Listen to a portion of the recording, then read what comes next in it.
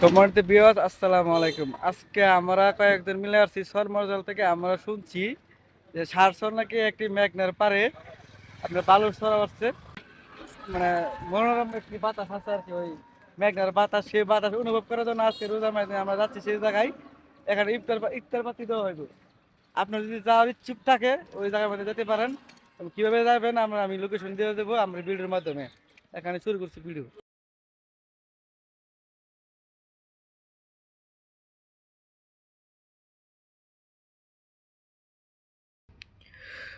সম্মানিত বিয়স, আসসালামু আলাইকুম। আপনাদেরকে নিয়ে যাচ্ছি রায়পুরা হতে সাপমারা যে রাস্তাটা গিয়েছে সেই রাস্তার পথ ধরে আমরা যাচ্ছি হাসিমপুর দিকে একটু ভিতরে শাসপুর নাকি সারসর বলা হয়, আসলে মূলত নামটা আমার খেয়াল নেই। ওই জায়গার মধ্যে অনেক সৌন্দর্য বলে হয়েছে ভালো উত্তোলন করার ফলে আমরা সেই দিকে যাচ্ছি দেখার জন্য। ওই জায়গাটা অনেক সুন্দর দেখতে বলে। আসলে আমি একা আসিনি, আমার সাথে প্রায় 4-5 জন আসছে এবং আমরাও টু বাইকের মাধ্যমে যাইতেছি সেই পথ ধরে। এটা একটি ব্যস্ত একটি রাস্তা, ধীর গতিতে যাচ্ছি শান্তিসুষ্ঠুভাবে এবং তার চারপাশটা আমরা দেখতেছি বাড়িঘর এবং কি দোকানপাট আছে তার পাশ দিয়ে গেছে ওই জায়গায়। এবং আপনারা যারা দেখতে ইচ্ছুক যে ওই জায়গাটা আসলে অনেক শুনছি, এই জায়গাটা অনেক সুন্দর। মেঘনার কোলে ভালো উত্তোলন করার ফলে অনেক জায়গা নিয়ে বিরাট একটি জায়গা ভালো উত্তোলন করছে। সেই জায়গাটা দেখতে অনেক সুন্দর এবং মানুষ অনেক জায়গায় যায় মেঘনার কুলে যে সৌন্দর্যটা তা উপভোগ করতে যায়। সেই সুবাদে আমরাও হচ্ছি সেই জায়গায় যাওয়ার জন্য আস্তে আস্তে যাচ্ছি।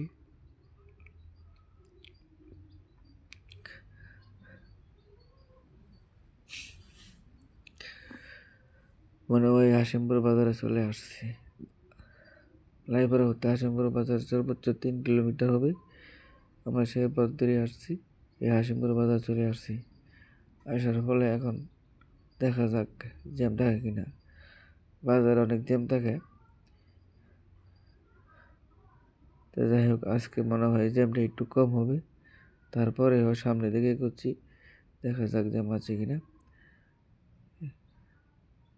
এই অল্প জ্যাম, যাক বেশি সময় লাগবে না, এগোতে যাচ্ছে।